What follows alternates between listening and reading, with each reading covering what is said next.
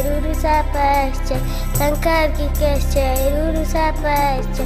Yana chokta chusa. Ganda, Nako chokta chusa. Bakit ganyan kang matulog? Yana yuhtanya, sari was papa. Kailangan dalawang kama sa ako. Si Kuya. Good luck, Kuya. Sana makaano ka ng maraming. Nahuli si Kuya. Ayos ah. Uy, ilan? Tatagi po mo siya ng kamay. Galing.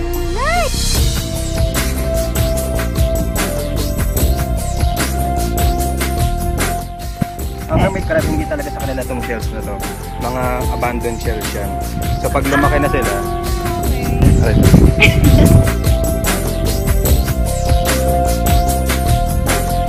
may nagbibenta daw dito na ano, may mga isdang pang-aquarium. Saan banda?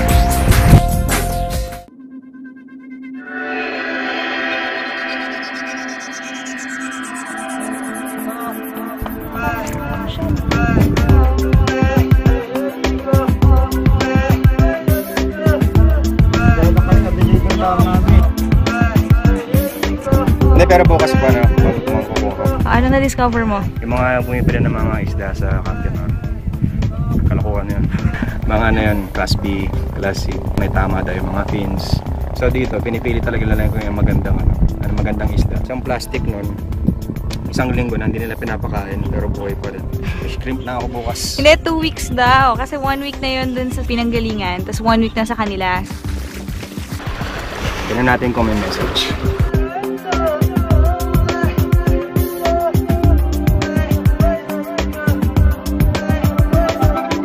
Ano yan, Maggie?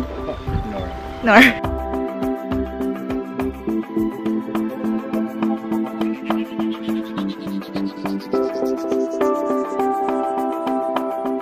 Ang message na bottle niya ay gumamit kayo ng Nor.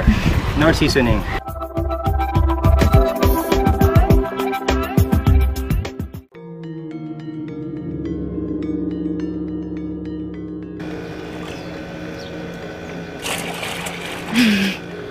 Baby ko, naghahanap ng tubig alat.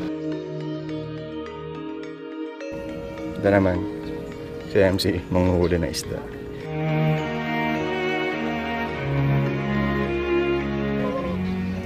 Kasi hindi siya makulay. Okay lang, try mo huliin kung makakaya mo. Gamit ang tabo. The expert fisherman. Oo. Kinunan siya yun, no? Dapat, ano yun, nanghiram tayo ng net. May net kayo, di ba? Wala, ito lang po. Ayun, tayo mo ito. Ako mo sila. Ayan! Yung goggles mo, hindi mo dinala.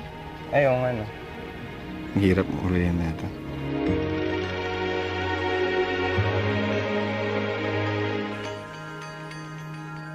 Lubog sana. Lubog ka.